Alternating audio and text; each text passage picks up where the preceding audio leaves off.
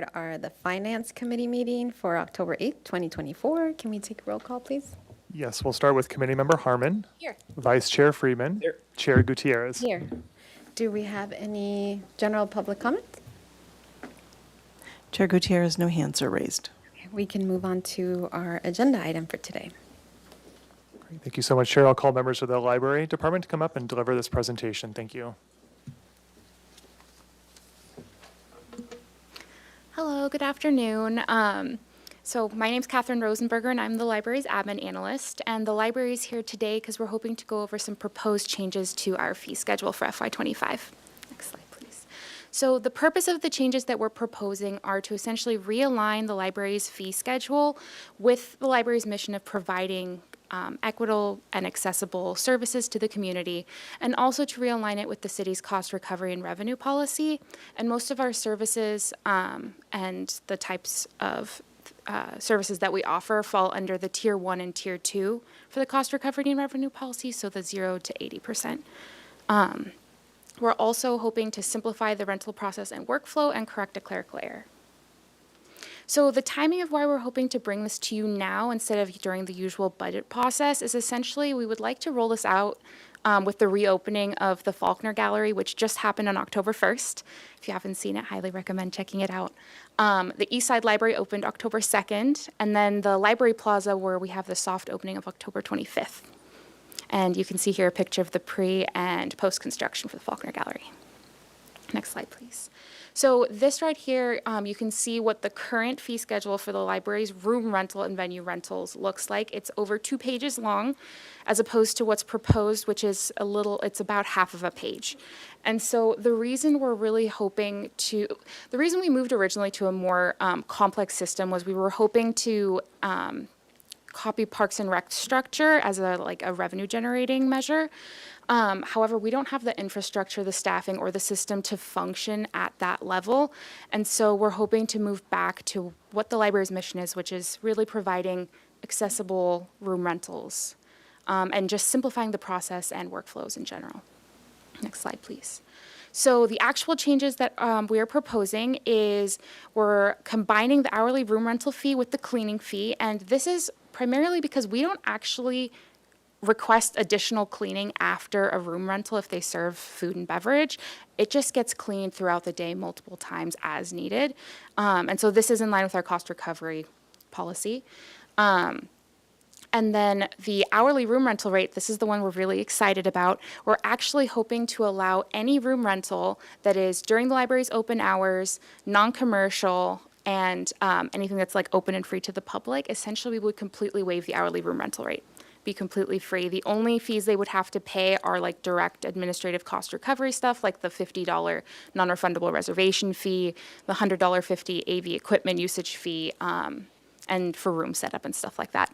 This would not be available for outdoor venue rentals with our proposal, primarily because we're hoping to get a better idea of what kind of staff capacity it would take to provide those services, and also just to see how the public uses those spaces. Next slide, please. So the other changes we're proposing are to the exhibit rentals. We're primarily just lowering the price to make it more accessible to the artists in the community. We had raised those prices to be more in line with other art galleries. However, that's not really in line with what the purpose of the Faulkner Gallery is when it was donated to the library. And so we're hoping to make those prices lower.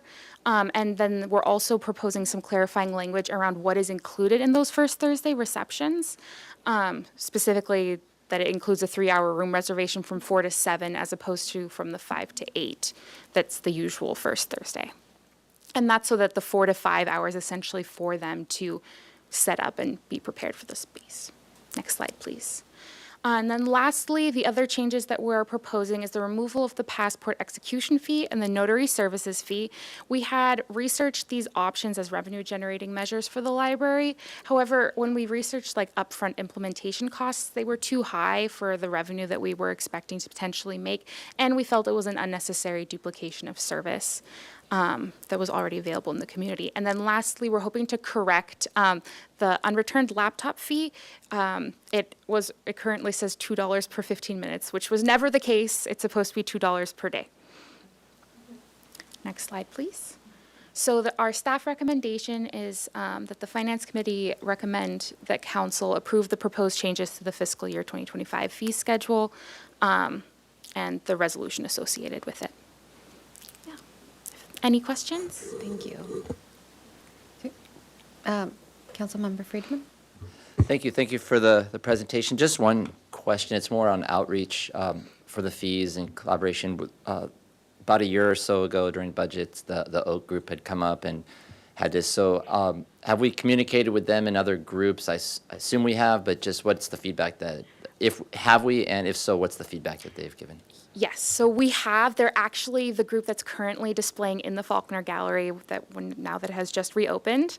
And their feedback has been very positive. We've worked a lot with them to kind of propose the changes that we're using now for like the services that are included with the exhibition fee and all that stuff. Thank you. Any public comment? Chair Gutierrez, no hands are raised. Any comments from my colleagues? Want to make a motion? Anybody? Thank you, Chair. Just a couple of things. One, just wanted to say, way to go, library. I fully support the tiers, and I appreciate you bringing back up the three different levels at the council's kind of direction on individual benefit, somewhat community benefit, full, and that it kind of fell in between the full community and partial. So that's why we were able to make those, I guess, findings, if you want to put it for lack of a better term, because the library is different than galleries, as you said. And then the Faulkner Gallery is outstanding. It's great. Everyone should check it out. It looks amazing, and it definitely needed that upgrade. And then any time that we can reduce 2 pages of regulations down to a half, we should celebrate that in government, because it's very, very rare. It's about as rare as actually reducing your budget after a year voluntarily, which I've had only happen one time. And also support that the library hours or the library fees for indoor events are free if it's during library hours for community benefits. So this is great work, and I think it gets into Vision 2030 about what we're trying to do, be fiscally responsible, and looking at all our revenues and other taps with the community benefits. So it falls in line with all that we're doing on the budget front from the city. So with that, I am pleased to move the staff recommendation. I'll second all of that. Motion made by Vice Chair Freeman, seconded by Councilmember Harmon. Roll call vote. We'll start with Committee Member Harmon. Yes. Vice Chair Freeman. Yes. Chair Gutierrez. Yes. That motion passes unanimously. Thank you. And the meeting is adjourned. Thank you so much.